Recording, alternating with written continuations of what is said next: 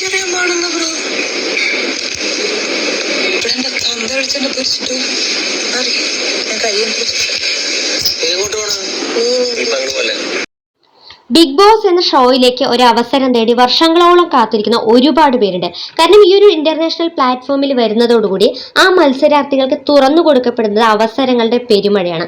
അതിൽ തന്നെ ചിലർ നല്ല രീതിയിൽ ഗെയിം കളിച്ച് നല്ല ഭാവി ഉണ്ടാക്കിയെടുക്കുന്നുണ്ട്. എന്നാൽ മറ്റു ചിലർ എന്തിനോ വേണ്ടി വന്നു എന്ന മട്ടിൽ ഗെയിം കളിച്ച് പോകുന്നു.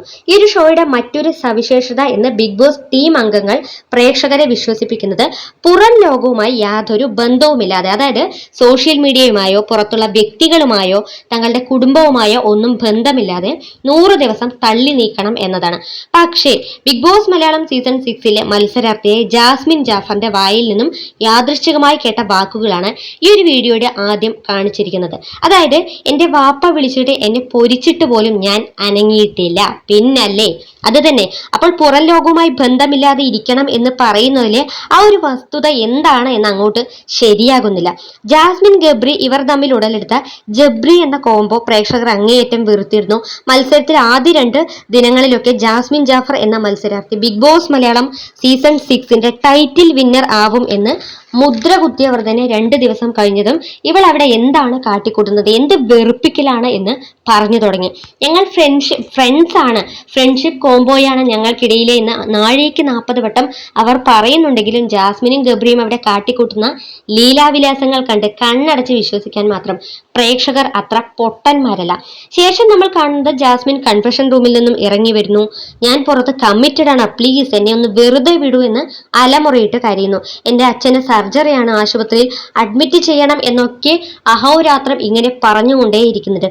മെഡിക്കൽ എമർജൻസി മൂലം ജാസ്മിന്റെ അച്ഛന് ജാസ്മിനോട് സംസാരിക്കാനുള്ള അവസരം ബിഗ് ബോസ് കൊടുത്തു എന്ന് പറയുന്നുണ്ട്. ഇത് ബിഗ് ബോസ് ക്രൂ മെമ്പേഴ്സിന്റെ മേൽനോട്ടത്തിലാണ് സംസാരിച്ചത് തുടങ്ങിയവയെല്ലാം നമ്മൾ പ്രേക്ഷകർക്ക് മുന്നിലേക്ക് ബിഗ് ബോസ് പറയുകയും ചെയ്തു.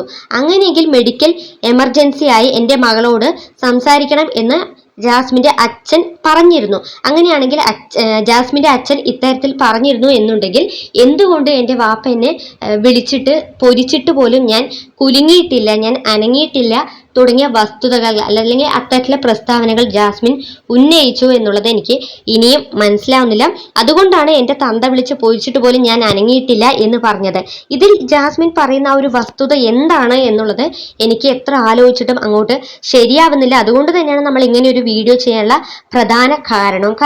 പുറം ലോകവുമായി യാതൊരു ബന്ധവുമില്ലാതെ അല്ലെങ്കിൽ പുറം ലോകവുമായിട്ട് ആരോടും സംസാരിക്കാതെ, ഫോണിലൂടെയും നേരിട്ടും ഒന്നും സംസാരിക്കാതെ ഇത്രയും ദിവസം ബിഗ് ബോസ് എന്നുള്ള ഈ ഒരു ഷോയിൽ നിൽക്കണം എന്നുള്ളത് പ്രേക്ഷകരെ പറഞ്ഞ് വിശ്വസിപ്പിക്കുന്നുണ്ട് എന്നുണ്ടെങ്കിലും അത് എത്രത്തോളം ശരിയാവുന്നു അല്ലെങ്കിൽ അത് എത്രത്തോളം പ്രാബല്യത്തിൽ വരുന്നു എന്നുള്ളത് സത്യത്തിൽ പ്രേക്ഷകർ ഇപ്പോൾ ചിന്തിക്കേണ്ട ഒരു കാര്യമായി മാറിയിരിക്കുകയാണ്. അത് ബിഗ് ബോസ് മലയാളം സീസൺ 6ലെ ഒരു മത്സരാർത്ഥിയായ ജാസ്മിന്റെ വായിൽ നിന്ന് തന്നെ യാദൃശ്ചികമായി വന്ന വാക്കുകളാണ്. ഒരിക്കലും പ്രേക്ഷകർ ഇത് സ്വയം മെനഞ്ഞെടുത്ത കാര്യമല്ല, ജാസ്മിന്റെ വായിൽ നിന്നും വന്ന കാര്യങ്ങളാണ് നമ്മൾ ഈ വീഡിയോയിലൂടെ എന്തായാലും പറയുന്നത്. എന്നാലും ഈ ഒരു ഷോയിലൂടെ പ്രേക്ഷകരെ വഞ്ചിക്കുകയാണോ എന്നുള്ളത് സത്യത്തിൽ സംശയിക്കേണ്ട ഒരു കാര്യമാണ്. കാരണം മലയാളത്തിന്റെ നമ്മുടെ പ്രിയ നടൻ ലാലേട്ടൻ ഇതിന് കൂട്ടു നിൽക്കുന്നു എന്ന് ഓർക്കുമ്പോൾ വല്ലാത്തൊരു ബുദ്ധിമുട്ടുണ്ട്. കാരണം ലാലേട്ടൻ എന്നുള്ള ഈ ഒരു മഹാനടൻ ഹോസ്റ്റായി എത്തുന്ന ഈ ഒരു പ്രോഗ്രാമിൽ ഇത്തരത്തിലുള്ള ചതികളോ വഞ്ചനകളോ നടക്കുന്നുണ്ടോ എന്നുള്ളത് നമുക്ക് ഇപ്പോൾ ചിന്തിക്കേണ്ട ഒരു കാര്യമായി മാറിയിരിക്കുകയാണ്. ഒരുപക്ഷെ ജാസ്മിന്റെ വാപ്പ പുറത്തുള്ള ഹിൻസ് ജാസ്മിന് കൊടുത്തു എന്നാണ് എനിക്ക് ഈ ഒരു വീഡിയോ കണ്ടപ്പോൾ മനസ്സിലായത്. അതിനിപ്പോൾ മറ്റെന്തെങ്കിലും കാര്യമാണോ എന്നുള്ളത് അറിയില്ല. എങ്കിൽ കൂടി മറ്റെന്ത് കാര്യമായിക്കോട്ടെ അല്ലെങ്കിൽ പുറത്തുള്ള കാര്യമായിക്കോട്ടെ, ഈ ഒരു ജബ്രി എന്നുള്ള ഈ ഒരു കോംബോയെ കുറിച്ചായിക്കോട്ടെ, എന്തുമായിക്കോട്ടെ, അകത്ത് നടക്കുന്ന കാര്യങ്ങൾ എന്തിനെ പുറം വഴി മറ്റുള്ളവർക്ക് പറഞ്ഞു കൊടുക്കുന്നു അല്ലെങ്കിൽ മത്സരാർത്ഥികൾക്ക് ഇൻഫർമേഷൻ കൊടുക്കുന്നു എന്നുള്ളത് ശരിക്കും ചിന്തിക്കേണ്ട ഒരു കാര്യം തന്നെയാണ്. സത്യത്തിൽ പ്രേക്ഷകരെ ഇത്തരത്തിൽ വഞ്ചിക്കുകയാണോ എന്നുള്ളത് വീണ്ടും നമ്മളൊന്ന് റീതിങ്ക് ചെയ്യേണ്ട ആവശ്യകത വന്നിരിക്കുകയാണ്. പ്രേക്ഷകരുടെ വിലയേറിയ അഭിപ്രായങ്ങൾ താഴെ കമന്റ് ബോക്സിൽ അറിയിക്കുക. നമ്മുടെ ചാനൽ ആദ്യമായി കാണുന്ന ഏതെങ്കിലും കൂട്ടുകാരുടെ സബ്സ്ക്രൈബ് ചെയ്ത് തൊട്ടടുത്ത് തന്ന ഒരു ബെൽ ബട്ടൺ എനേബിൾ ചെയ്താൽ നമ്മൾ അപ്ലോഡ് ചെയ്യുന്ന വീഡിയോസിന്റെ നോട്ടിഫിക്കേഷൻ കൃത്യമായി നിങ്ങൾക്ക് മുന്നിൽ എത്തുന്നതായിരിക്കും.